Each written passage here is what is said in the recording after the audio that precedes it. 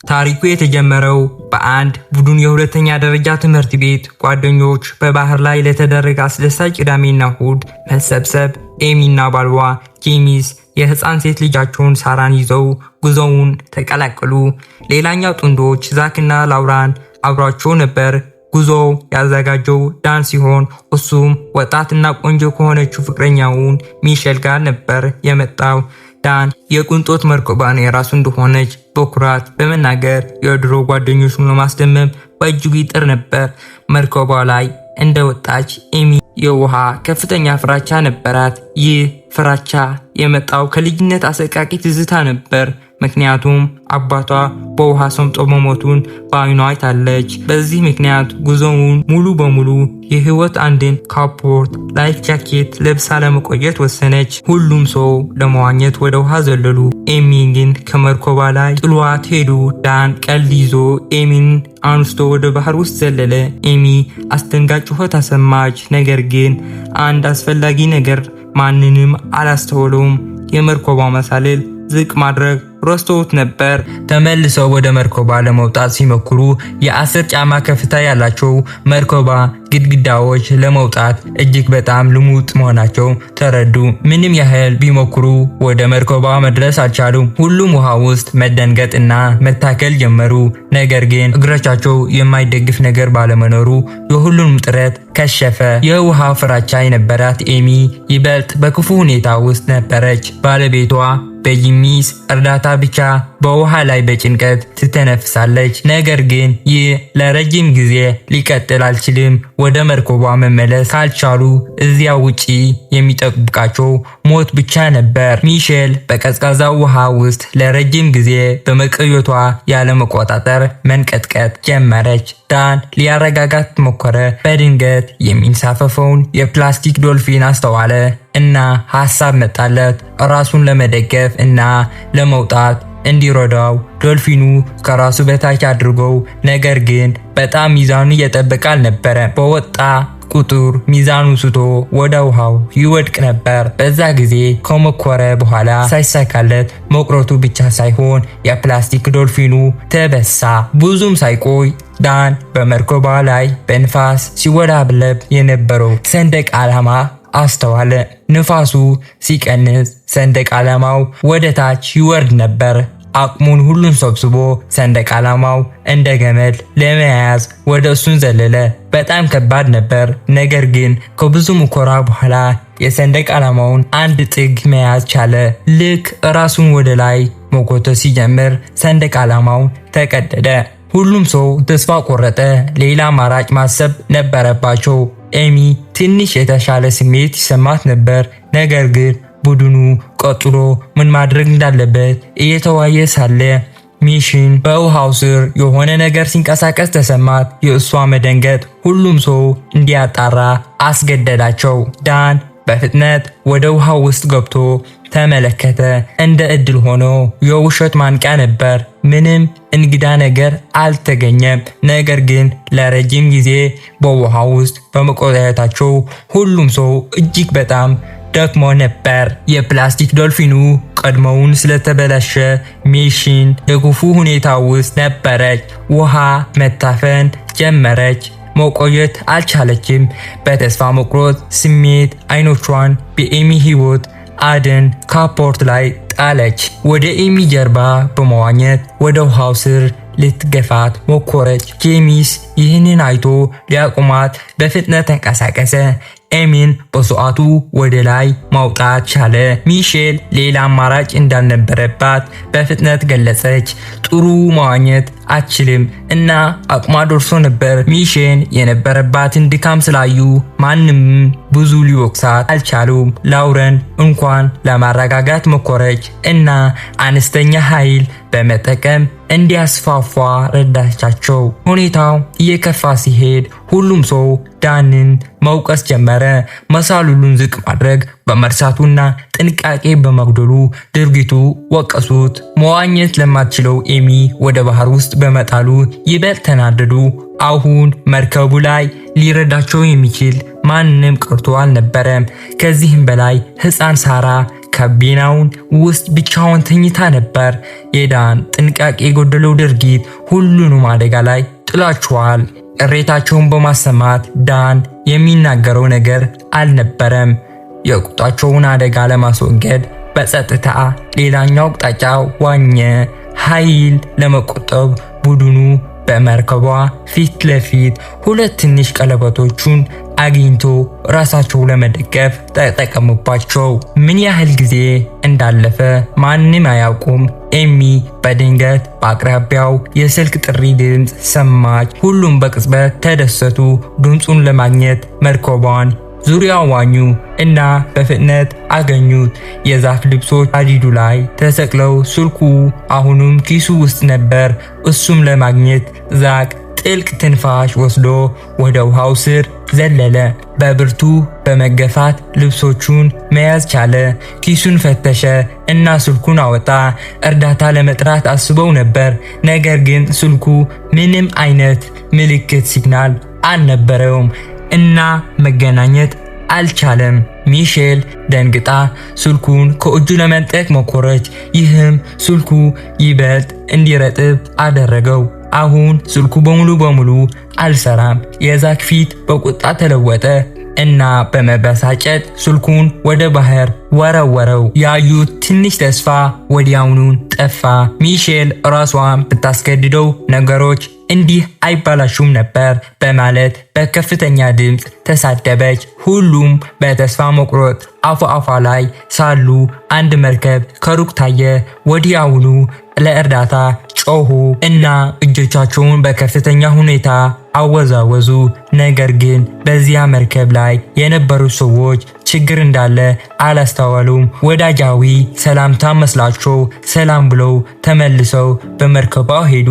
ይህ የመጨረሻ ተስፋቸውን አጨለመው። የህልውና ዕድላቸው ለአንዴና ለሁለተኛ ጊዜ ሲጠፋ ማየት ስቃያቸውን የበለጠ ሊቋቋሙት የማይችሉት አደረገው። ብዙም ሳይቆይ ዳን ሌላ ሐሳብ መጣለት። እያንዳንዳቸው የቀሩት ልብሳቸውን አውልቆ ገመድ ለመስራት አንድ ላይ እንዲያስሩ አይቀረበ። ምናልባት ወደ መርከቡ ለመውጣት ሊጠቀሙት ይችላሉ። ቡድኑ የተሻለ እቅድ ስላልነበራቸው መሞከር ተስማሙ። ብዙ ልብስ ባይኖርባቸውም ለመሞከር በቂ የሆነ ገመድ ማሰር ቻሉ። ያሰሩትን ገመድ ወደ መርከቡ ወረወሩት። ከብዙ ሙከራ በኋላ በስተመጨረሻ ሀዲዱ ላይ አሰሩት።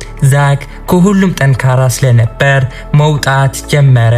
ገመዱ ይበጠሳል ብሎ በመስጋት በየአንዳንዱ እንቅስቃሴ እጅግ ጥንቃቄ አደረገ። ብዙም ሳይቆይ ከእጆቹ አንድ የመርከቧ ጠርዝ ነካ። ነገር ግን ልክ ሊደርስ ሲል ገመዱ በድንገት ተበጠሰ እና ወደ ውሃው ቀጥ ብሎ ወደቀ። በጣም ተቃርበው ነበር፣ ነገር ግን አሁንም አልተሳካም። ሁሉም ሰው ተስፋ ቆረጠ፣ ነገር ግን ምንም ማድረግ አልቻሉም። ጄሚስ ዝም ብሎ ሞቱን ለመጠበቅ አልፈለገም። ሌላ መግቢያ መንገድ ይኖር እንደሆነ ለማየት መርከቧን ዙሪያ ዋኘ። ከዚያም የመርከቧን ግርጌ ለመፈተሽ ወደ ውሃው ስር ገባ። ነገር ግን ከብዙ ጥረት በኋላ ምንም አላገኘም። ሁኔታው የከፋው ቢላውን ከእጁ አምልጦ ወደ ታች መስመጡ ነው። ጄሚስ ቢላውን ለማጣት በፍጥነት ወደ ታች ዘለለ። ነገር ግን ቢላውን ለመያዝ የነበረው ሩጫ ብዙውን ኃይሉን ጨረሰበት። እንደዚያው ውሃ መታፈን ጀመረ እና በፍጥነት ወደ ላይ መውጣት ነበረበት። በመደንገጥ ጭንቅላቱን ከመርከቧ ጠንካራ ገጽ ላይ ተጋጨ። ከባድ ምት ደረሰበት። የራስ ቅል ስብራት አስከተለ። ጄሚስ በህመም ራሱን ስቶ ወደቀ።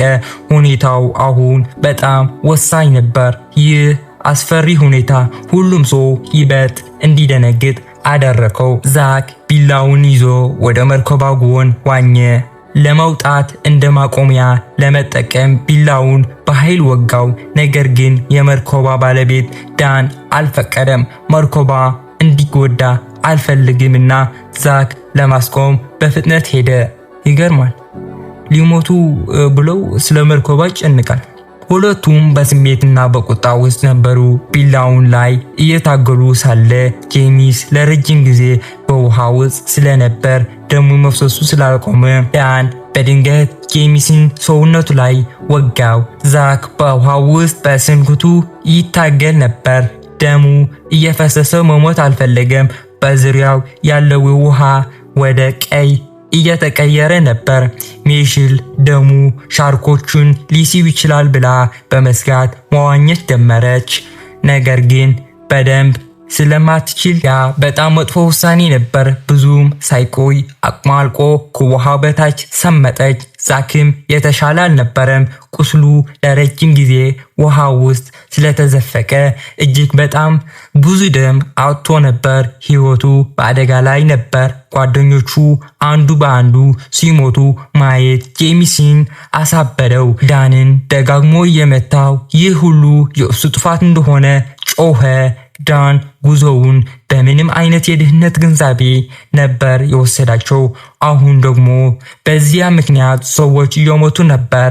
በዚያን ቅጽበት ዳንን በጥንቃቄ ጉድለቱ ትልቅ የሆነ የጥፋተኝነት ስሜት ተሰማው። ነገሮች እንዲህ መጥፎ ደረጃ ላይ በመድረሳቸው በስተመጨረሻ እውነቱን ተናገረ።